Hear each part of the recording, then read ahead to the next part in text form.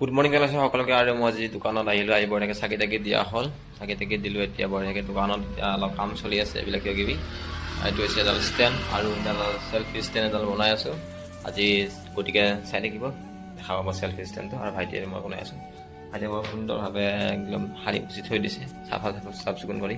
অলপ আগতকৈ ডিচিপ্লিনটো আহিছে, গতিকে চাই থাকিব।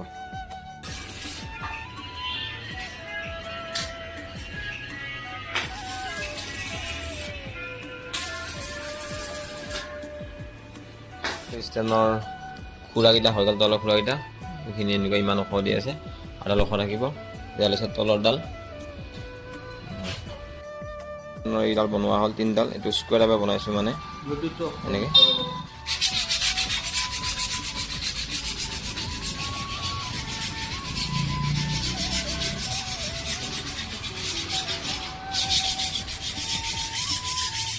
এতিয়া বৰ ধুনীয়াকৈ পাইমাৰ মাৰিম।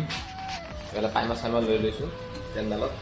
এতিয়া পাইমাৰটো মাৰিছোঁ, তাৰপিছত কালাৰ চালাৰ কৰি দিব লাগিব। কালাৰ কৰাৰ আগত আপোনালোকে কাম কেনেকুৱা হয়, আৰু আপোনালোকে এনেকুৱা যদি ষ্টেণ্ড লাগে, চেল্ফি ষ্টেণ্ড, তেনেহ'লে কণ্টেক্ট কৰিব পাৰিব তলত দিয়া নাম্বাৰটো।